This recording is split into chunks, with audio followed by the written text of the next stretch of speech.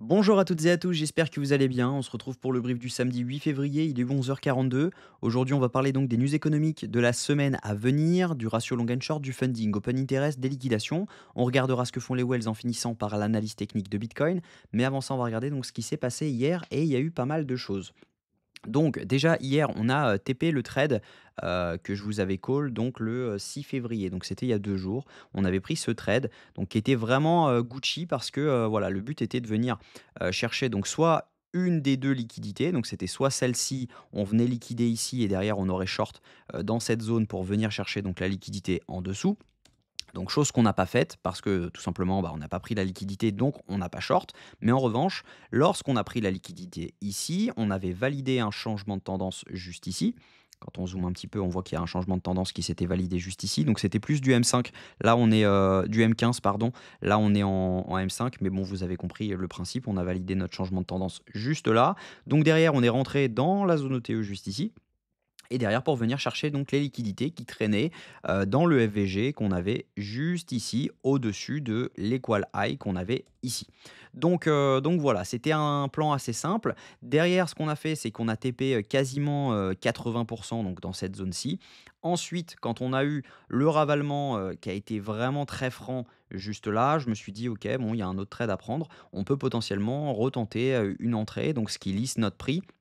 Donc clairement, on avait, une entrée donc à 97 750, mais en lissant le prix, on avait une entrée quasiment, donc à 97, 500 si jamais je dis pas de bêtises, avec les 25 de cette position, qui restait.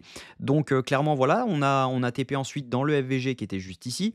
Je me suis dit en fait, de base, c'était pour venir chercher beaucoup plus haut. Mais je me suis dit: «Bon, la semaine est faite». J'ai fait, 23 cette semaine d'augmentation sur le capital. Je me suis dit: «Bon, on est vendredi».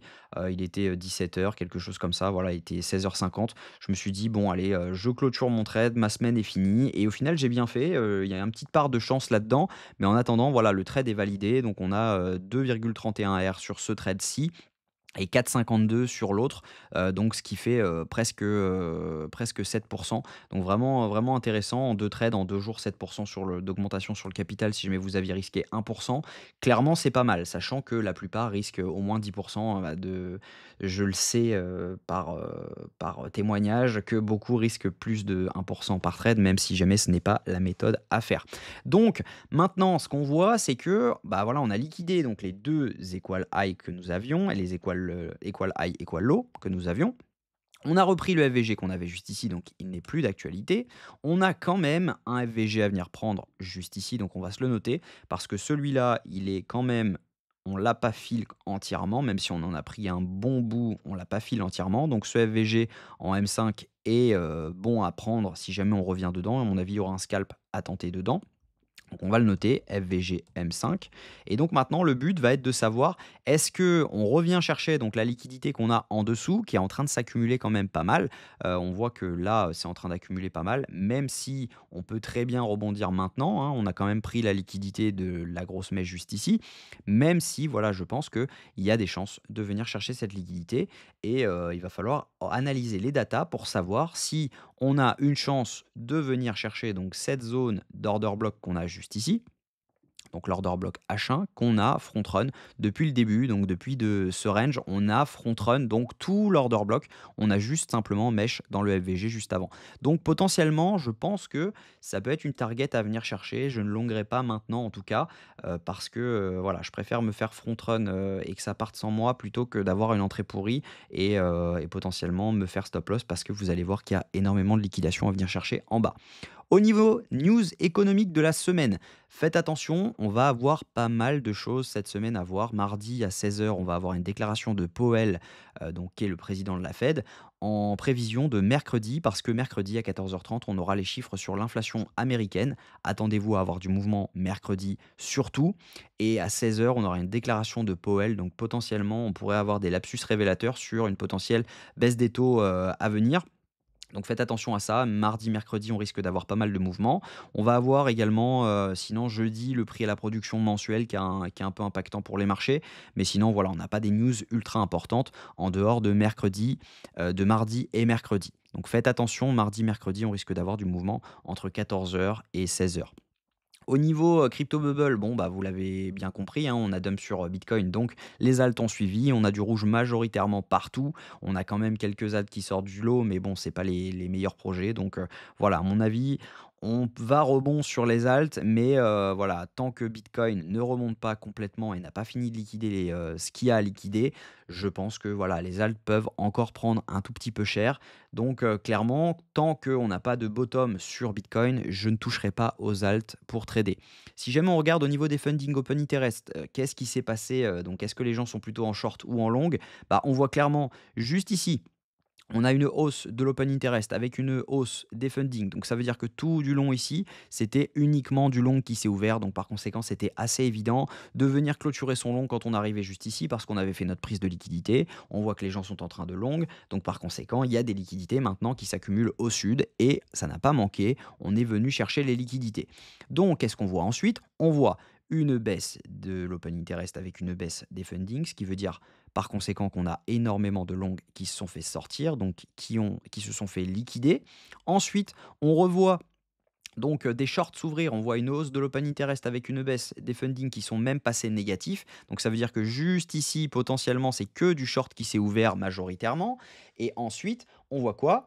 On voit donc l'open interest baisser avec des fundings qui, eux, remontent. Donc ça veut dire que sur cette zone-ci, beaucoup de shorts, quasiment la majorité des shorts qui sont ouverts ici, se sont refait sortir ou ont pris profit ou sont sortis ABE de leur trade short. Ensuite, qu'est-ce qu'on voit? On voit une toute petite hausse de l'open interest juste ici avec une hausse des funding. Donc ce qui veut dire que ici il y a pas mal de longues qui se sont ouverts et donc par conséquent on a des liquidations qui s'accumulent juste en dessous. Donc si on a des liquidations en dessous, potentiellement on peut venir les chercher, mais il faut savoir une chose, et là ça devient intéressant, c'est que majoritairement sur ce pump de l'open interest, donc à partir d'ici, ce sont essentiellement des shorts qui se sont ouverts. Donc on a énormément de liquidations qui sont en train de s'accumuler au nord. Donc ça veut dire que potentiellement, on est encore baissier bien sûr, on peut venir liquider tout le monde pour derrière venir chercher les liquidations au nord. Et ça peut être banger pour ouvrir un trade. Parce que là, clairement, on aurait le setup parfait. Donc, si jamais on regarde les liquidations maintenant, on voit que le cluster dont je vous parle, il se situe entre les 95 554 et les 93 900 dollars. Donc, potentiellement, on peut venir mèche dans cette zone-ci pour derrière venir chercher les liquidités qui traînent donc à la hausse. Si jamais on regarde sur 24 heures, vous allez voir que ça stipule bien ce que j'étais en train de dire. Il y a beaucoup de shorts qui se sont ouverts, mais il y a également des longues. Donc on les voit hein, juste ici, les gros clusters de liquidités. Mais on a des longues voilà, qui sont ouverts jusqu'aux 95, 150, voire 95 000 dollars. Donc, si on regarde maintenant ce que font les whales sont actuellement en train d'accumuler, on le voit ici, il y a eu une toute petite vente sur cette zone-ci, mais sinon elles ne font pas grand-chose, on n'est pas sur des ventes massives, donc ça veut dire que au niveau spot delta, on n'est pas sur des zones de vente pour les whales. Donc, potentiellement, on peut être proche d'un bottom. Si on regarde les micro whales, elles sont en vente, mais voilà, hein, ça peut vite réagir parce qu'on n'est pas non plus sur des ventes extrêmes, pendant que le retail, lui, accumule gentiment du Bitcoin. Donc, techniquement, ce que je pense, c'est que on va venir mesh dans l'order block qu'on a juste en dessous. On a également cette zone-ci, si jamais on regarde, il y a même un canal parallèle, je pense que c'est parallèle si je ne dis pas de bêtises. Si on prend cette zone-ci et qu'on trace cette zone, on est sur un canal parallèle. Et ça, c'est vraiment intéressant parce qu'en général, le canal parallèle, on revient le chercher. Donc vous voyez, c'est parfaitement parallèle hein, parce que là, j'avais mis une trendline juste ici. On l'enlève, hein, elle est exactement de la même façon. Donc c'est vraiment un canal parallèle. Quand on regarde cette zone, il y a juste une petite prise de liquidité. Hein, même je peux le mettre comme ça pour venir chercher. Il faut que je zoome. Autant pour moi. Hop, voilà. Donc on voit que c'est plutôt parallèle, on est plutôt sur un bon canal, et potentiellement, bah, ça peut nous donner la prochaine entrée. Plus ça va durer, plus on viendra chercher plus bas. Mais en attendant, ça coïnciderait pas mal avec l'order block H1 qu'on a juste ici. Donc moi, je ne longuerai pas maintenant. En revanche, on risque de faire donc une mèche dans ce sens-là. On peut peut-être mècher sous le canal pour venir chercher les liquidités qui jouent le canal. Je pense pas qu'il y ait beaucoup de gens qui l'aient vu, mais potentiellement, il peut y en avoir quand même. Donc on peut les liquider parce que ceux qui traînent les canaux et les trendlines, souvent mettent leur stop loss juste en dessous. Donc on peut venir les chercher et derrière potentiellement rebondir pour venir chercher toutes les liquidités qui traînent. Donc, je pense qu'on peut viser les 50% de l'order block H1. Et donc, ça nous donnerait une entrée dans les, tac, ça nous donnerait une entrée dans les 95-150, ce qui coïncide avec les liquidations qu'on a juste ici, donc quand on regarde juste là. Par contre, il faut faire attention à son stop loss parce que on peut très bien venir mêcher aux 94 000 $. Donc, ce que je vais faire, moi, c'est que personnellement, je vais mettre mon stop loss ici et je vais mettre une deuxième entrée dans cette zone-ci pour venir chercher au moins le FVG M5. Mais voilà, à mon avis, si j'ai mon repart, c'est potentiellement pour venir chercher les 107 000 $. Donc, je pense que je prendrai un premier TP de 50% dans le FVG M5 et le deuxième TP sera donc dans les 107 000 $. Mais voilà, il y a quand même un deuxième plan, c'est que on vient liquider donc cette zone-ci. Je pense que celui-ci est safe parce que quand on dézoome un petit peu, dites-vous bien une chose, c'est on n'a jamais fait de choche, OK? On n'a jamais fait de choche baissier depuis la hausse sur Bitcoin depuis, donc décembre 2023. On n'en a jamais fait en daily. Donc dites-vous bien une chose, si jamais on fait un Shosh Daily, on peut aller beaucoup plus bas. On peut revenir potentiellement chercher l'ancienne ATH à 73 000, on peut revenir chercher les 85 000 $, etc. Je passerai vraiment baissier et je pense que j'allégerai quelques bagues spot. Donc faites attention vraiment, on doit tenir cette zone des 91 000 $ pour rester haussier sur ce bull run. Donc, ce qui veut dire, c'est que si jamais je rezoome un petit peu, on repasse en 1 heure. Désolé, ma connexion n'est pas la meilleure aujourd'hui. Donc on repasse là-dessus et je pense que je mettrai une deuxième entrée avec un stop loss cette fois, donc sous cette zone-ci, pour derrière venir chercher donc la même zone. Donc cette zone, pareil, ce sera 50% autour du FVG M5, mais la vraie target, c'est les 107 000 $.